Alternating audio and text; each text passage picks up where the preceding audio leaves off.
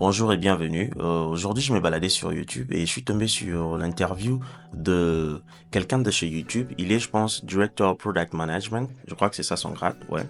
Et il avait cette interview avec l'équipe de vidIQ. Pour ceux-là qui savent pas, vidIQ, c'est comme une extension sur Google Chrome qui vous aide à optimiser votre chaîne. Il y a aussi TapBuddy, pour ceux-là qui savent. TapBuddy, ou bien en français, je sais pas, en français on va lire ça quoi, TubeBuddy. Mais en anglais c'est TapBuddy. C'est une extension aussi qui vous aide. Donc, si vous êtes créateur sur YouTube, forcément, vous connaissez soit TapBuddy, soit vidIQ. vidIQ, eux, ils ont une chaîne où ils partagent beaucoup d'astuces et ils aident beaucoup de YouTubeurs à grandir leur chaîne. Donc, ils avaient invité ce monsieur pour une interview où ils étaient en train de parler de comment l'algorithme aide les créateurs ou bien comment ça se passe. En fait, quand vous postez une vidéo, de quoi vous devez tenir compte et de comment l'algorithme réagit avec les posts de différents créateurs. Donc, comment ça se fait tout ça pour avoir l'attraction avec les vues et comme ça. Donc, j'ai la vidéo ici, je l'ai téléchargée, je vais la jouer à partir d'ici. On va commencer avec la première partie. Il a énuméré, je pense, 5 points qui étaient importants d'après lui pour être mieux recommandés ou bien pour que vos vidéos puissent très bien performer sur YouTube. Ok, je vais jouer la première partie, vous allez voir. About the YouTube algorithm. The main job of the algorithm is to serve the user when they show up. A lot of creators think about things from the creator perspective. Oh, well, I make a video and then YouTube pushes it out to a bunch of people. For the most part, recommendations and search don't get pushed out. They get kind of pulled from viewers. So, yeah. Donc, déjà, ça c'est le point 1. Ce qu'il essayait d'expliquer, c'est que beaucoup de gens ont peur. Pour ceux-là qui ont compris l'anglais, pas besoin de suivre l'explication, mais pour ceux-là qui n'ont pas compris, je vais essayer d'expliquer, ok? Ce qu'il essaie de dire, c'est quoi? Beaucoup de gens, quand ils postent leurs vidéos, ils se disent que voilà, c'est l'algorithme qui va pousser ça de gauche à droite et puis voilà, votre vidéo va percer et tout ça. Non, mais généralement, en réalité, en fait, ce qu'il essaie d'expliquer, c'est que quand vous postez une vidéo, ce n'est pas vraiment l'algorithme qui pousse votre vidéo, mais c'est plus les téléspectateurs qui attirent votre vidéo, ok? C'est très simple à comprendre. Par exemple, si vous postez une vidéo sur les voitures, ce n'est pas vraiment YouTube qui va encore pousser votre vidéo, mais en réalité, c'est les gens qui sont en train de rechercher les vidéos sur les voitures qui attirent votre vidéo, ok? Donc par là, il essaie de dire qu'il ne faut pas créer votre contenu de votre point de vue à vous en tant que créateur. Il faut plutôt créer votre contenu en tenant compte de téléspectateurs, ce qu'ils vont rechercher, ce qu'ils aiment et comment ça évolue en fait, ok? C'est plus en vous mettant à la place de téléspectateurs qu'en étant à la place, par exemple, d'un créateur. C'est ce qu'il essaie d'expliquer avec le point numéro 1. Je vais vous montrer aussi le point numéro 2, ce qu'il essaie de dire, ok? In other words, it's the YouTube viewer that actually gets to decide the YouTube algorithm. But if that's the case, how can you as a creator make sure that your video is the one to show up? We use the watch history as probably the most important signal that we know about a viewer to figure out what they might want to watch next. L'autre gars lui a demandé de savoir, en tenant compte de ce que vous avez dit au point numéro 1, comment je peux faire pour être sûr que ma vidéo en fait soit recommandée à ce téléspectateur là, ok? Comment être sûr que l'algorithme va pousser ma vidéo quand les créateurs vont rechercher ma vidéo, en fait, comment ma vidéo va être attirée par les téléspectateurs. Mais lui maintenant il explique, il dit que quand vous postez une vidéo, généralement l'algorithme va checker l'historique en fait, ok? C'est ça le plus important, c'est l'historique des téléspectateurs. Par exemple, si vous regardez, vous entrez sur YouTube et vous cherchez une vidéo sur le football, vous regardez peut-être 2-3 highlights de la Ligue des Champions, quelque chose comme ça. Il y a de fortes chances que le lendemain, quand vous revenez et que vous ouvrez YouTube, qu'on vous propose beaucoup de contenus qui ont lien avec le football. Donc c'est normal. Donc YouTube, quand ils veulent recommander votre vidéo à quelqu'un, il va plutôt voir l'historique de cette personne. Vous devez plus faire attention à l'historique des téléspectateurs. Maintenant, quand je dis ça, c'est vrai que vous n'aurez pas accès forcément au téléphone ou bien aux ordinateurs de téléspectateurs. Mais encore une fois, ce qu'il essaie de montrer, c'est que quand vous faites vos vidéos, il faut vraiment tenir compte de ce que les gens regardent, de ce que les gens recherchent en ligne. Okay? Il y a des applications, il y a même des sites qui montrent ça. Même Google, je pense, a une extension comme ça qui montre les tendances. En fait, ce qu'il essaie simplement de dire, c'est que les téléspectateurs, on les propose des vidéos par rapport à ce qu'ils ont regardé à l'avance. Donc, si vous voulez bien vous positionner, vous pouvez aussi utiliser les tendances pour comprendre ce qui est en train de marcher ou bien ce qui est en train de tourner par rapport à votre niche. Ok? On va continuer un peu.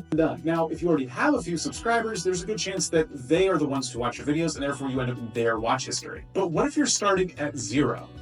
Et ce qu'il dit aussi, c'est que si vous avez déjà des abonnés, c'est plus simple pour YouTube de comprendre et de proposer votre contenu à vos abonnés. Parce qu'il sait déjà que vos abonnés sont là parce qu'ils ont sûrement regardé une de vos vidéos auparavant. La question que le gars va encore le poser, c'est de savoir alors comment faire quand je n'ai pas d'abonnés, quand je viens de commencer de zéro, ok? Ça, c'est un point très important parce que là, c'est le cas de beaucoup de créateurs. C'est quand vous commencez de zéro, comment faire? C'est ça le point 3, je pense, qu'ils vont développer. Attendez, on va voir ça ensemble. When we have absolutely no behavioral data, we're going to probably rely more on the metadata, the data that we have in terms of the title and the description. And I would say search is probably the first place for fresh videos. You upload a brand new video around Minecraft, we're going to consider that video when somebody searches for Minecraft based on the title and description. Okay, so Donc, ce qu'il explique là, c'est très important. Vraiment, j'ai aimé cette interview. Ce qu'il explique là, c'est très important. Il dit ceci. Quand vous êtes nouveau sur YouTube, YouTube n'a pas de données sur votre contenu. Il ne sait même pas qu'est-ce que vous venez de poster, comment deal avec ce que vous avez posté. Dans ces cas-là, quand YouTube n'a pas de métadonnées, quand YouTube n'a pas des données sur votre contenu ou bien sur votre chaîne, ce qu'il va faire, il va s'appuyer sur votre titre et votre description. Donc, votre titre et votre description est très, très important. Ok, quand vous venez de commencer, votre titre et votre description ne doivent pas être faits juste comme ça à la va-vite. Ok, vous devez très bien travailler cela parce que YouTube va prendre cela. YouTube va utiliser les métadonnées d'autres personnes qui ont posté dans la même niche que vous pour proposer votre vidéo à des téléspectateurs qui ont déjà eu à regarder ce type de contenu-là. Donc, c'est très important de bien peaufiner votre titre et description parce que YouTube va utiliser cela pour chercher des téléspectateurs qui se sont déjà intéressés à ces genres de vidéos avant. Et c'est à ces téléspectateurs-là que YouTube va proposer votre contenu. Donc, c'est ce qu'il explique. Là, je pense que c'est le point 4 comme ça. Donc, c'est ce qu'il explique là. Donc, il faut faire non, ça, c'est le point 3, désolé. Donc, il faut faire très attention. Quand vous venez de commencer, votre titre et votre description, c'est très important. starting from zero. But maybe you feel like you're already doing this and yet you're still struggling. What else could possibly be wrong? Todd had an answer to that. Donc, il dit, peut-être que vous, quand vous regardez cette vidéo, vous vous dites que ça, c'est déjà des choses que je fais. Mais pourquoi je suis toujours bloqué? Donc ça, ils vont développer le point 4. C'est sur ça. On va voir. I would discourage creators from trying to compete in the most competitive spaces in the world. And so rather than go after the Minecraft query, for example, you might want to find a niche. Ce qu'il essaie de dire, c'est qu'il décourage vraiment fortement à tout nouveau créateur d'aller dans des niches qui sont déjà très compétitifs. Et ça, c'est quelque chose qu'on dit souvent ici même sur YouTube parce que ces niches-là ont déjà l'air, comment je vais dire même gourou. Ils ont déjà leur créateurs qui performent très bien là-bas. Donc, ce qu'il vient de dire, c'est qu'il décourage fortement aux nouvelles personnes d'aller dans des niches qui sont très compétitives. On va continuer, on va voir. That isn't already being served by a million other videos. As you search around, maybe use Google Trends, spend time looking at what viewers see and see where can you produce the best video. Et il encourage beaucoup aux nouveaux créateurs de plus vous intéresser à des niches qui ne sont pas encore servies. Allez sur Google Trends, voilà, l'extension dont j'ai parlé de Google, c'est ça, Google Trends. Allez sur Google Trends, pour ceux-là qui ne savent pas, écrivez juste sur Google Trends, vous allez voir. Ça aide beaucoup, ça vous montre qu'est-ce que les gens sont en train de rechercher sur Google, sur YouTube et tout ça parce que Google et YouTube sont liés. Donc cela peut vous aider à avoir une idée ou bien à créer carrément votre propre niche parce qu'il dit c'est mieux de vous lancer dans une niche qui n'est pas servie. Ok, bon, pas de 0-0, mais vous pouvez trouver une niche qui n'a pas assez de compétitivité, une niche qui vient de commencer ou bien une niche qui n'a pas encore beaucoup de créateurs. C'est ce qu'il vient de dire et on va continuer, on va voir. Going to be better than what's already there because that's where the opportunity is. I love it that an employee at YouTube is calling a spade here. YouTube is inherently a competitive space. At the end of the day, your success on YouTube is going to depend on you making videos that stack up against the competition you have. And it would be so nice if our high quality videos that we make could Donc ce qu'il dit, même ce que le gars vient de dire, c'est trop funny parce qu'il dit que YouTube, c'est un espace très compétitif. Si vous allez dans une niche où la compétition est déjà très haute, ok? Il y a déjà des gens qui produisent des vidéos de très grande qualité dans cette niche-là. Il y a de fortes chances que votre vidéo que vous venez de commencer dans votre chambre comme juste moi ici, ne puisse pas compétir avec ces grands-là, ok? Ça peut aller, mais il vous conseille pas parce que vous allez devoir vraiment bosser. Ok. Mais si vous allez dans une niche qui n'est pas encore servie, il se peut que ce soit vous le gourou de cette niche-là. Donc, c'est ce qu'il essaie d'expliquer là. I wouldn't rely entirely on YouTube as the only way to drive attention to your content. Identifying other places where your content might be relevant. It could be everything from Facebook groups, Discord servers, Twitter. Bon, là, ce qu'il essaie de dire, là, je pense le point 5, il essaie de dire que lui, si c'était lui, il n'allait pas juste s'appuyer à l'algorithme de YouTube pour faire en sorte qu'il puisse percer sur YouTube. Ok.